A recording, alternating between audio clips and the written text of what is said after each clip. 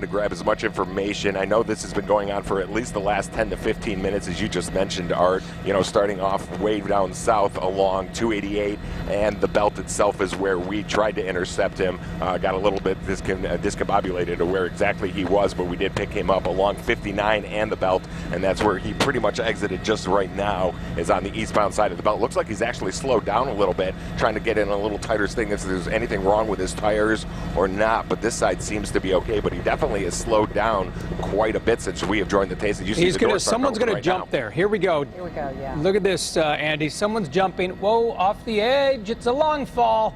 Yeah, that's at least a 25-foot jump there, but both of them jumped. Now they are on the run and seemingly surviving that fall. Now running across the street. Let's see if the officers follow them at this point.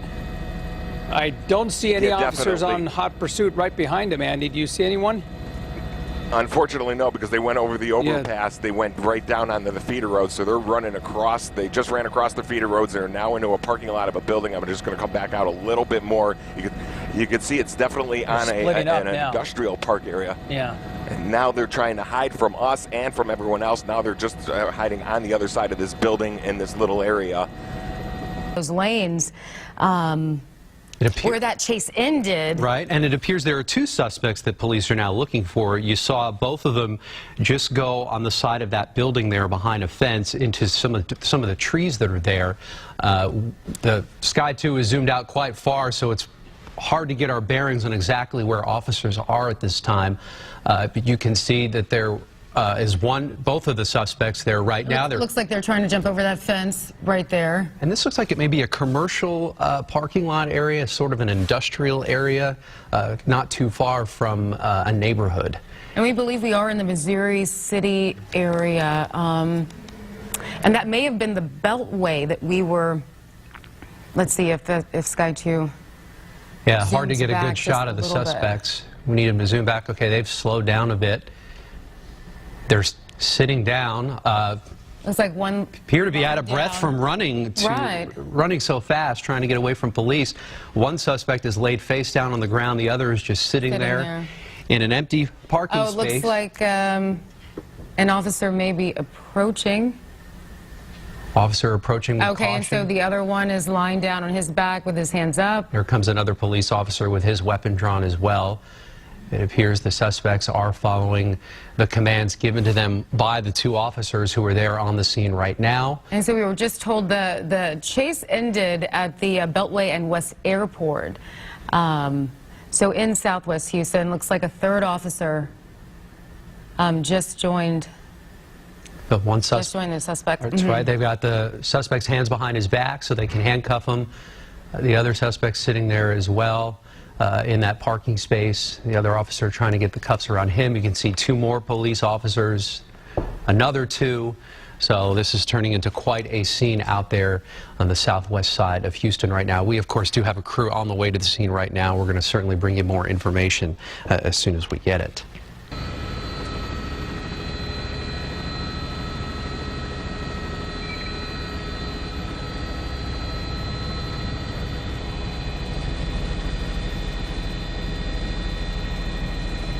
Good morning, everyone. I'm Tom Cook. We're going to interrupt the view as we join this police chase in progress. You see this driver in a red car. Looks like he's being stopped right now, and unfortunately, we are blocked slightly by the trees there. Oh, now they're bailing out of the car. Police officer looked like he was hit right there. Now these two, it looks like at least two people in the red car are being chased by police. Let's watch it for a few minutes. Andy Bass in Sky Eye. You've got a much better bird's eye view right there, Andy. They have tackled one suspect there. Is there still another one running?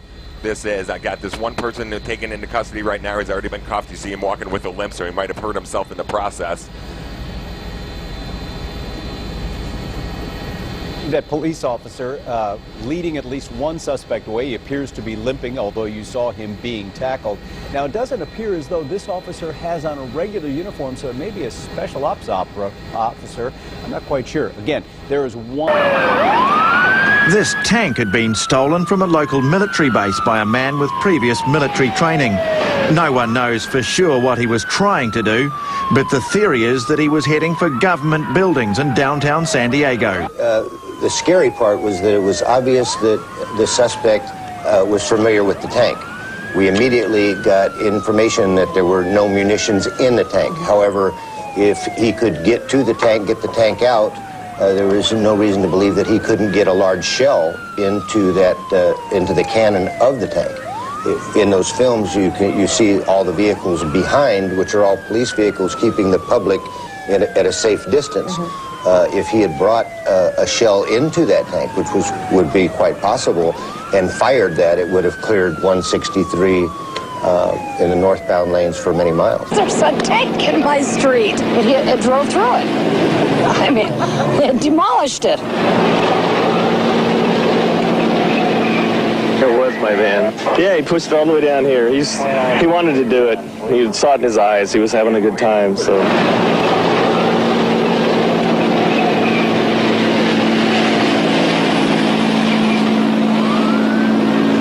How could anybody just walk into an armory and steal a tank? When he got to the tank, it appears that he took some pry bars and broke some of the locks on 2 other tanks before he got to this one.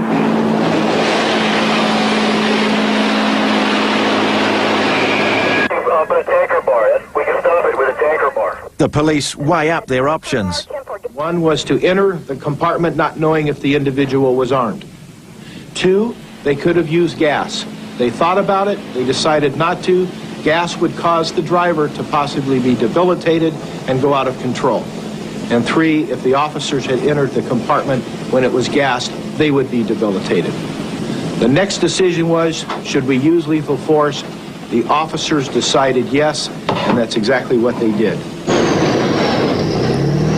The officer somehow got the hatch open and ordered the driver to stop. They were afraid that he would get the tank off the barrier at any moment.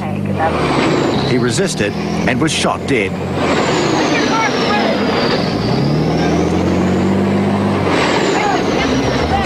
He's backing off, the box truck goes again. It almost looked like there was an exchange of words for a second there. Tough to tell from our vantage point, but again, we're watching it. Will, I just want to go back to a point that you made earlier. Once that law enforcement helicopter, the airship as it's known, is up above, rarely do these pursuit suspects get away. In fact, we have some numbers here from last year statewide. The apprehension rate in California, 65%, in LA County, 71%. That means 71% of the people they pursue end up in custody. Most of those who actually get away, these are folks, these are much shorter pursuits, like within the first 5-10 minutes before that airship gets overhead.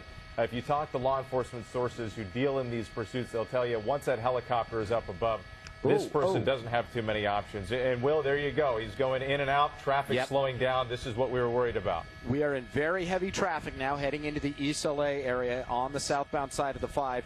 Basically, this is the East LA interchange, and it is nothing but heavy traffic up ahead. So far, when this driver has been hampered by heavy traffic, he's showed no resistance to driving on the right shoulder there. And that's what we're seeing now. Boy, he's even going off the road here on the southbound side of the 5. This is just right in the East LA interchange. Boy, and he's not trying to get back on the freeway. It looks like this may be ending now. Southbound side of the 5. Oh, he's going to hit that wall. He hit that K-rail. Hit that K-rail. The driver's out. Now he's coming out. Running. And there he goes on foot. We just want to remind our viewers here, we're following this. We are also streaming this for free on the NBC LA app and NBCLA.com. At 10 o'clock, the top of the hour, we're going to have to go back to the Today Show for a special report on Frank Gifford, Kathy Lee, and Hoda. So we're going to continue to stay on the air on the NBC LA app and NBCLA.com. In the meantime, let's get back to Will. Will, do you see? I see officers on foot now, but pursuing the suspect in the trees. Right. He's under the trees here. Again, this is right off the side of the 5 freeway where it meets the 10 in the East LA interchange. We see officers on foot. He's done a pretty good job of hiding in those trees there. But they are certainly going to be all over this guy as he moves through that neighborhood. If he's getting over any kind of fence there, we'll keep an eye open here, too.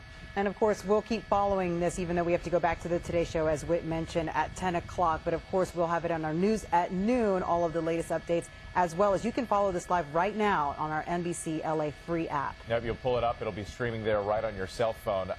Will, this is kind of worst-case scenario for the officers here in that somewhat losing the suspect in the trees. They lose just past Silas Creek Parkway there, Chuck, and you can see that this guy, I've never seen anything like this. One, he's on a bike, and two, he's flying. Mike, what's happening there? It's hard to see. Well, I think we're seeing the police trying to talk to him, Chuck. They're trying to talk to the suspect and maybe just get him to... Well, he just threw something. What was that? I think he just threw a water bottle at the police car. You have to wonder what this guy is thinking. I mean, does he honestly think he's going to get away from the police here? I think he's a bit nuts to begin with. We're coming up on some traffic here now. We've approached Stratford Road, and it's pretty thick here. I think we're over. It looks like he's pinned now behind the truck. Yeah, this is about... There he goes. He's still going. He is. He came out of there. He is pedaling. He made it through. The cop got stuck, and he made it through there. This guy is going to get away. He's going to get away. Occasions, and he'll take a right or left turn or go up around the curb and avoid the spike strip altogether. We've seen him back up into the police officers' vehicles, go up and over the curb, just missing pedestrians on several occasions, also involved in at least 2 traffic collisions that I've seen. Right. The maneuverability of this van is obviously a key part of this this pursuit and the danger of it, because he clearly cannot handle. There's a spike strip right there. And another spike strip that he just avoided. Yeah, the agility and ability to maneuver this van is minimal at best, but this guy is taking it to the edge with this van in this pursuit. Right, and by the way, we did see him get on the freeway, and as he exited the freeway, he did bump another vehicle, basically pushing his way through the traffic, just trying to will himself to keep moving. And there's several pedestrians here.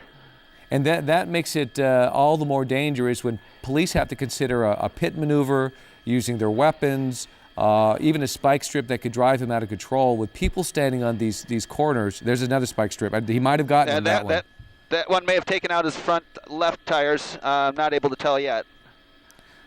And then we do have to talk about the possibility that if that in fact happens and he still refuses to stop, that van becomes even less maneuverable and much more dangerous. Okay, there are people running up to the vehicle. That woman almost seemed like she knew him. Yeah, that's what I was just going to say. It's almost running up to the van as if she knew that individual. More spike strips right there. When he continues to go in these circles or these squares, it does allow police officers to get into a position where they think he's going to come back around and basically spike strip him. Okay, it looks like, though this is a narrow fit here. Yeah, narrow alleyway there, and looks like he's slowing down, but I highly doubt he's going to stop. Maybe he knew who that girl was. Maybe this is an area where he knows the people, and he's doing some thinking right now. Well, he has been meandering through the same general vicinity of South Los Angeles here, about a mile or so south of downtown Los Angeles. I believe he's on 43rd Place now, and looks like he's going to take a right turn and going to be heading eastbound again. And this might be coming to an end here. Oh, he's on foot now. He's running, and the cops are after him. We got to watch his hands. Watch his hands. I have 2 cops in trail. Could be careful here. Oh, he just slipped and fell in some water. There. And it looks like they have him. They're on him. They'll have this guy in custody in moments. He dropped something right there. Not sure if it was a weapon. But this thing appears, boy, he's really fighting too. Yeah, it's putting up a battle. Yeah, it's putting up a fight, but luckily they have him. It didn't appear that there were any shots fired, but boy, in watching him run and having one hand concealed, that's a very, very dangerous situation. That's when officers have to make an instant choice on whether to use deadly force or not. They did not have to in this case. He did drop something. I'm curious to see what that was. We have reporters scrambling to... Again, you can see this guy now starting to speed up, which is very dangerous. Now he's going to have less brakes and possibly some flat tires. This is going to be some problems right here. Apparently we're coming up on Vernon, as I understand. Whoa! Look at that, the skateboarder right there. That guy almost got it. Again, you know, this is the reasons why these are so dangerous. These are the reasons why, especially on a Friday afternoon, on these smaller streets out here, is extremely dangerous, and he's picking up speed. I'm looking that there's a bus up ahead, making a turn. Again, look at this. He's taking center lanes. Now he's starting to get a little bit desperate. He's driving a little bit crazier. It's definitely very tense moments for the officers and anybody watching this, and of course the public at large in the area. It's going to be a very dangerous scene as this guy is driving faster than the traffic allows, and vehicle definitely not in the best of shape.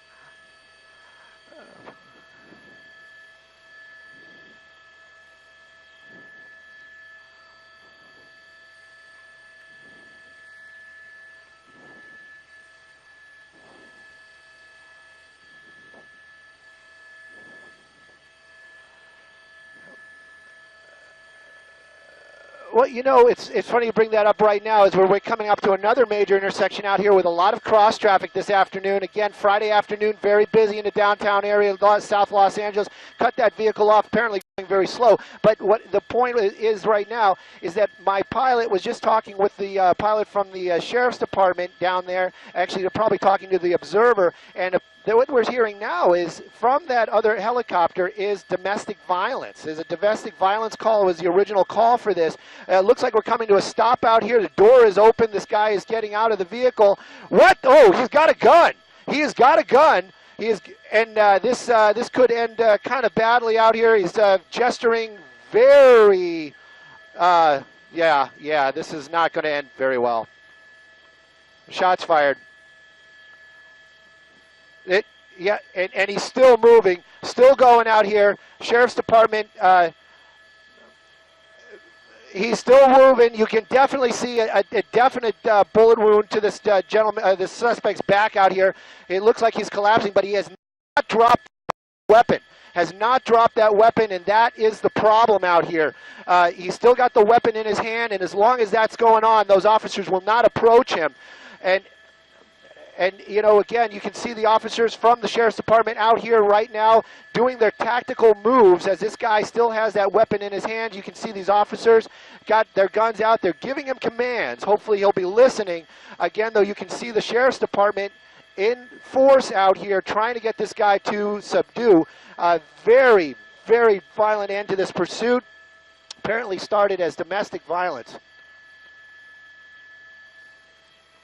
He landed on his back. I'm getting very clear orders not to show the suspect at all right now, so that's the reason why I'm not making that move. Last we saw him, he was laying on his back, but that weapon was still very clearly in his hand. And officers from the Sheriff's Department, as long as that suspect is armed, and you saw shots fired from that suspect at officers. So again, this is an extremely dangerous suspect. This vehicle that we're looking at right here, that okay, I thought maybe that might be a bullet wound.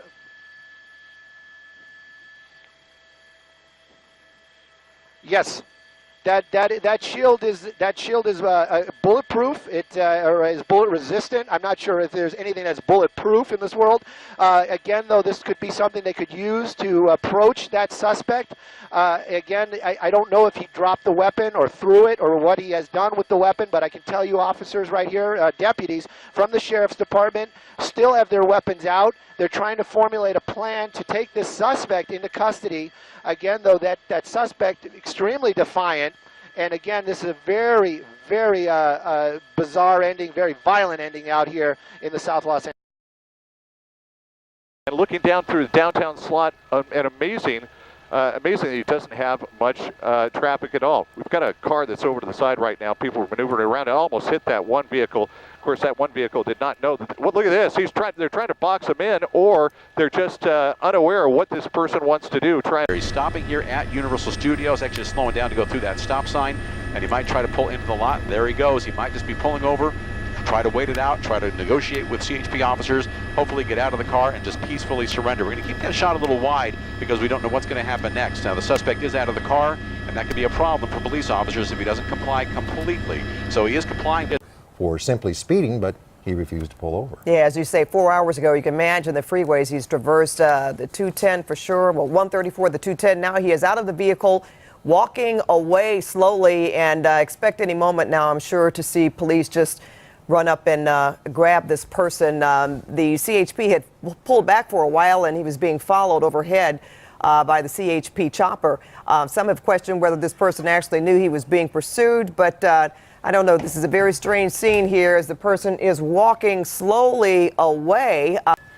Well, they're behind him. You can see they're kind of behind him. Yeah, they're slowly making their way behind him. So it's quite interesting. As soon as they get in a little closer, he speeds up. And they're tasering him right now, and they've got him down. Incredible speeds, driving on the wrong side of the street, running stop signs, running red lights. And again, this is a grand theft auto suspect. It's amazing there haven't been any crashes yet. And as we said that, he got within inches of that car, driving on the wrong side of the street. And you can see those speeds from the helicopter. Now, we're indicating 85 miles per hour in the helicopter, actually closer to 90 miles per hour now. So we're keeping pace with this guy. He's probably doing something very similar to that, 80, maybe 90 miles per hour. This could be. There it is.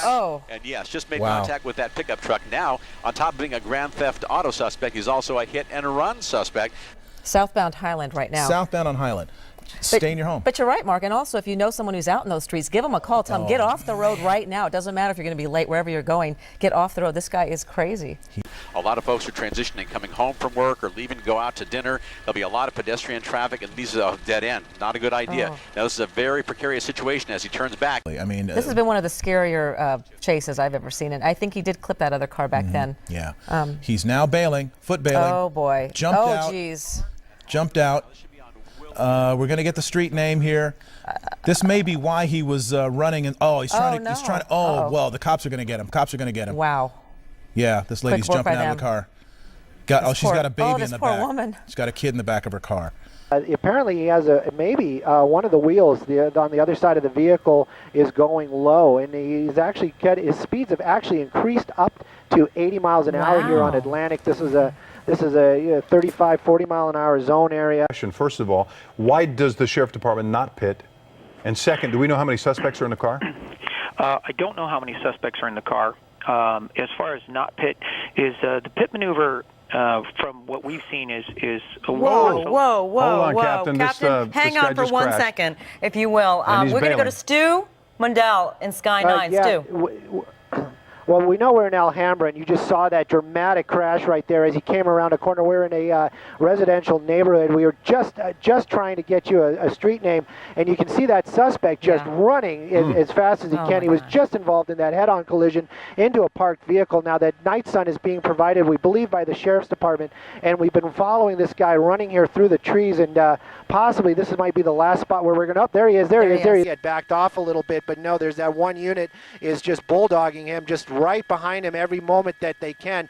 And again, now he just totally he's blocked into actual traffic, and he has no place to go. As we're coming around here, we see cars pulling over, probably hearing the sirens and seeing what's coming up behind him. But again, a lot of traffic. We're trying to get around. I was just afraid it was going to come to an end there behind that truck, but we're northbound 5 near Indiana. You can see the sign right there. He is definitely trying to push his way through the traffic.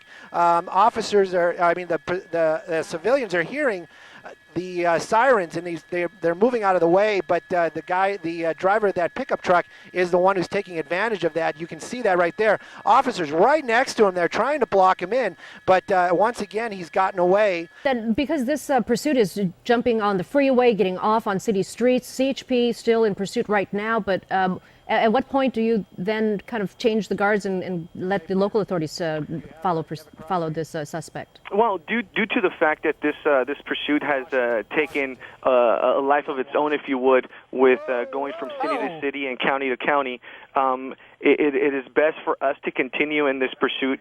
And we can see that he just collided into a vehicle there. Yes. And we collaborate with them so that we can analyze the pursuit after the fact. All right. It looks like this may be coming to an end, Officer Gomez here. Yep. Getting out and giving up. Decide to give up because he can't. All right, and maybe he's going to familiar territory. Yeah, or maybe he's just using one of those in and off the freeway type of deals. No, it does look like we are going to be getting off the freeway here. I'd like to get a street name if I could, but again, CHP and LAPD have been working on this, and basically changing the guards was just going on when he made this move.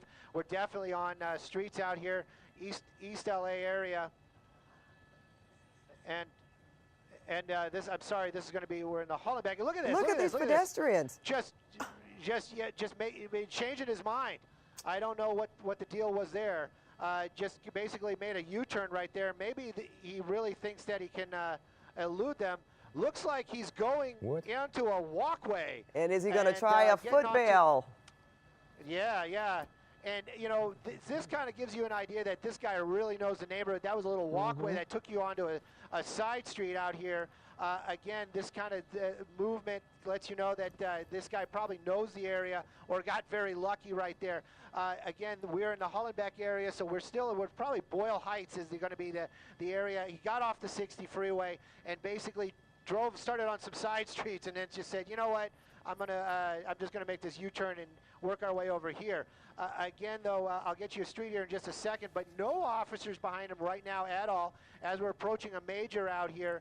And again, you know, he might be thinking right now he got it made, running a red light, not very wise. I can tell you just because I read the street sign, that was Indiana that we just crossed. But again, in a residential area out here and still eluding LAPD and other officers. He's got it. Yeah, there he goes. There he goes, right here. Yep.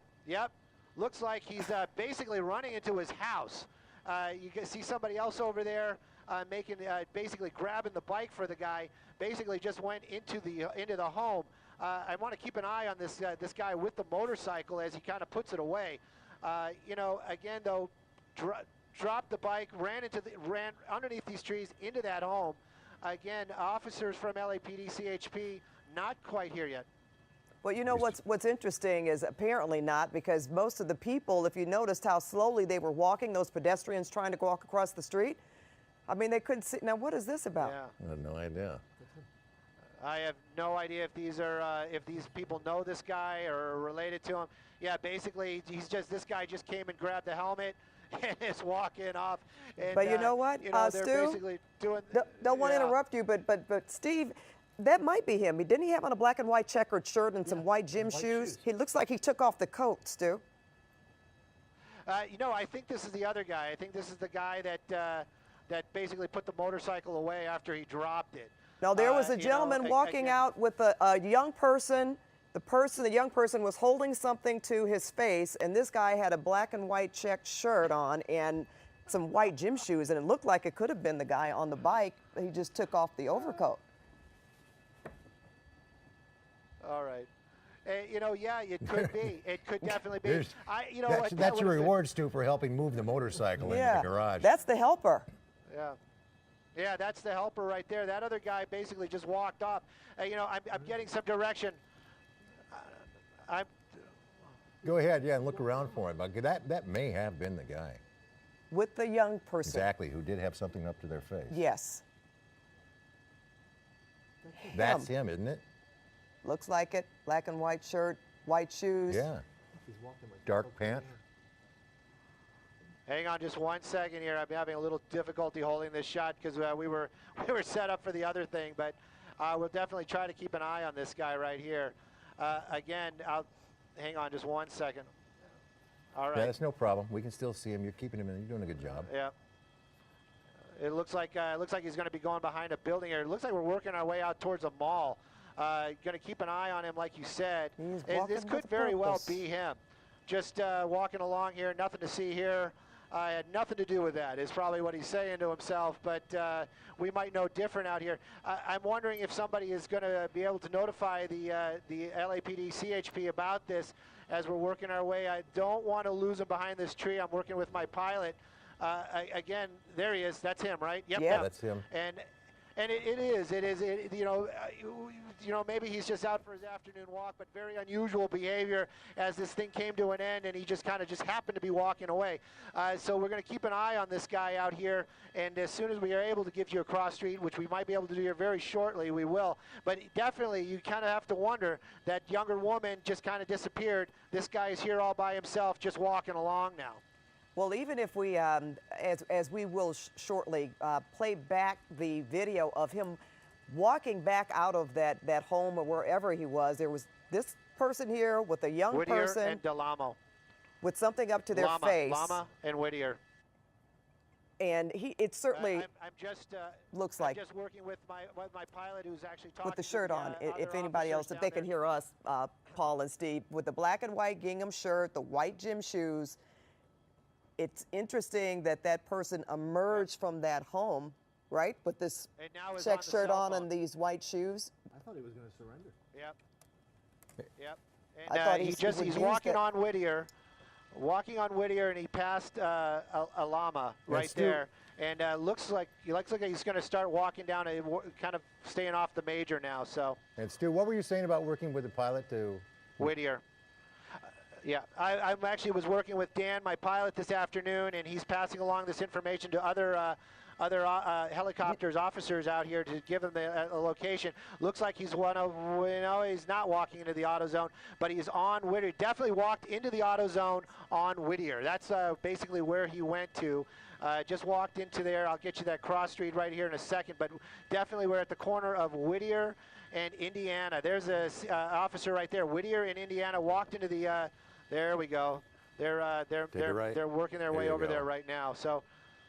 Well, Pat and Ball, we're going to find out very shortly if this guy was involved in this pursuit. Yeah. If this was, it was a very clever play and an excellent try. I got to give you that. This probably is one of the endings that has given me more thought, than just dumping and running. We're going to keep an eye on the back of the store as well. Maybe do an orbit here. To keep an eye on the front and the rear, but you can see officers swarming this auto zone right now as they're looking for that suspect. He must watch a lot of crime procedurals. Maybe he figured that one out, because that was what do you call that, Steve? Is that a bait and switch? I don't know, but he apparently took off that overcoat very quickly and walked out with someone else. It almost, to me, looked like he was trying to appear that he was giving aid to that young person, but was able to walk away. But now he's surrounded. They seem to be him in custody. Yeah. Leave it to CBS 2 legal analyst Steve Meister, to astute person and a critical observer of people, to figure out that was him walking away. Steve, thank you very much. Don't tell him my name. Well, he might ask you to represent him anyway. That you can know my name for. Then you can know my name. It's not where I live. Well, Hollenbeck LAPD definitely talking to this gentleman right now. They're going to take him into custody and definitely have some questions for him, that's for sure. But it's most bizarre ending to a pursuit that I've seen in a long time, that's for sure. Along with Courtney Friel in the KTLA 5 studios, you are looking at a pursuit taking place in the Inland Empire east of Los Angeles.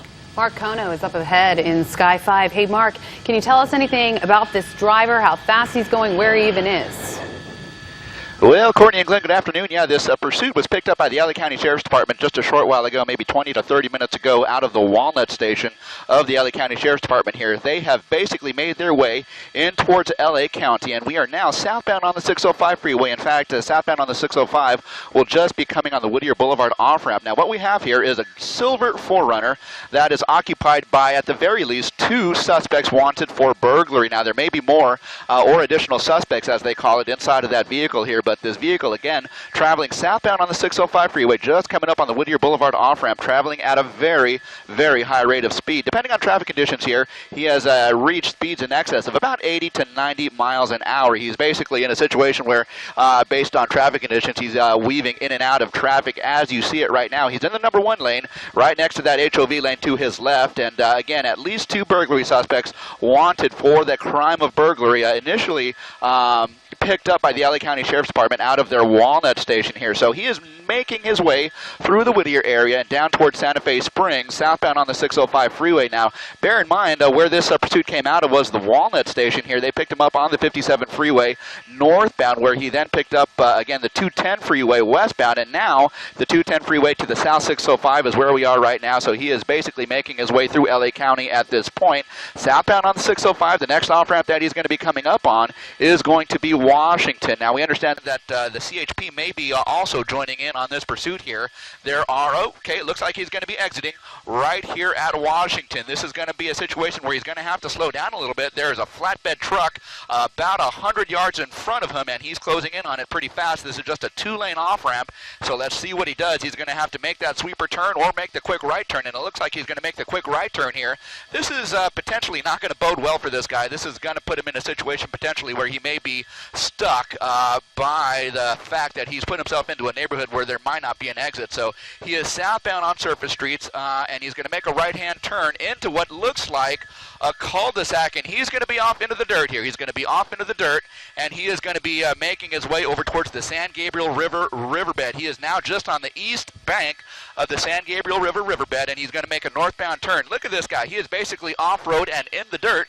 Because this is a Toyota 4Runner, this is going to enable him to make these sorts of moves a little bit more readily and a little bit more easily. In fact, none of the pursuing officers who are down on the ground are behind him at this point. He is basically being followed by the LA County Sheriff's Department airship northbound on the eastern bank of the San Gabriel riverbed, and now he is going to be kind of approaching a situation where he has some room to make a move here, guys. So we'll kind of see what he does. At least two suspects here wanted for the crime of burglary, and again traveling on the San Gabriel riverbed, the eastern bank, heading back northbound over towards Whittier Boulevard. We'll kind of follow this and keep an eye on it, guys.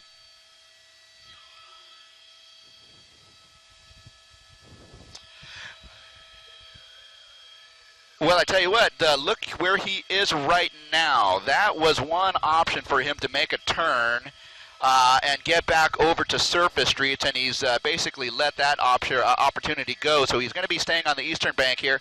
His next opportunity to get out of this particular situation might be over towards Whittier Boulevard here. He just missed an opportunity right there to get back on surface streets, but maybe that's going to bode well for the Sheriff's Department and the folks who are pursuing him, because he's in a relatively confined area, that might allow resources to get ahead of him over, say, towards Whittier Boulevard or the next exit up, which is going to be Beverly, and put them in a situation where they can anticipate where his next move is going to be. So again, he's just on the eastern bank of the San Gabriel riverbed, and again, he's in a Toyota 4Runner, basically is off-road on that eastern bank of the riverbed going northbound, and he's about a quarter mile shy of Whittier Boulevard. Now, if he makes a move to the left, I don't know how he's going to get onto that bike path, but that bike path does take him to Whittier Boulevard here. Just kind of looking at this, he might be in a situation where he could be in a pickle here. He might not be able to get out of it with this vehicle. He might be in a situation where he could be trapped, and there it is. His vehicle is basically stopped. Right there, we're going to see at least one person, the driver, get out, and he's going to make his way over the fence, then into the San Gabriel riverbed. He's basically on the bike path northbound, heading up towards Whittier Boulevard here. Now, no unit. Well, actually, yeah, we do have units up on Whittier Boulevard, so they're going to be ahead of this guy if he makes his way over to Whittier Boulevard here. So they're going to be anticipating this guy heading over in that direction. I do not see anyone else getting out of the vehicle, so the information was that there was at least two people in the vehicle. So far, it looks like it's just one at this point, and he has made a turn into the San Gabriel riverbed here, so he is going to be under the cover of some of this vegetation and some of this brush. I mean, my guess at this point is that he would prefer to give himself up at this point, but we'll see what the efforts are as they kind of close in on this guy now. The officers have now made their way up the eastern bank of the San Gabriel River here, so at least three vehicles are up there, and up ahead of them on the north side over on Whittier Boulevard here. We do have at least half a dozen units waiting for him there, so we'll kind of see what happens as he hopefully pops out here.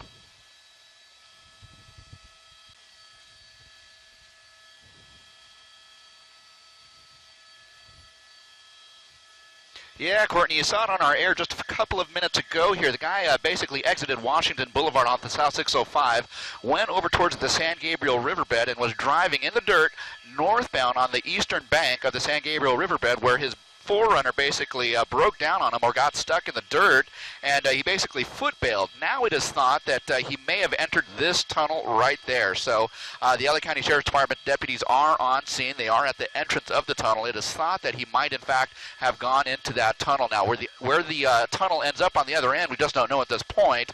Deputies are just making efforts over there to get to the mouth of this tunnel to see if they can coax him out or to make some initial signs to get this guy out of here. But in the meantime, a burglary suspect remains at large here in the San Gabriel Riverbed. This particular tunnel entrance is along the San Gabriel River, along the eastern bank of it, just about an eighth of a mile south of Whittier Boulevard.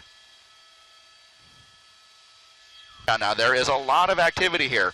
This entire neighborhood is basically a containment at this point, including the neighboring side street. We're going to have a look at Whittier Boulevard right there, where there are several officers and several CHP and deputies staged at the entrance of the bike path there, because it is thought that one of the manhole covers in that neighboring area could be one of the places that this guy comes out of the neighborhood here. Now, if we shift over to the right, that's Redmond Avenue there, just on the other side of that water tank, and we have CHP and sheriff's deputies staged on Redmond Avenue as well. So there is a lot of activity here. This person is essentially still at large. We understand from Sheriff's Air 7 overhead that they are now waiting canines. So they're going to be bringing in dogs, and they're going to be bringing in robots to possibly make entrance into that tunnel, whichever seems to be the more logical option at this point. It seems to me the dogs might be a good option here, but that is going to be up to the incident commanders to make that decision when the time comes here. But one burglary suspect still outstanding, believed to be in the tunnel system here in the San Gabriel River between Whittier Boulevard and Washington. Guys, that is the update from overhead in Sky 5 HD.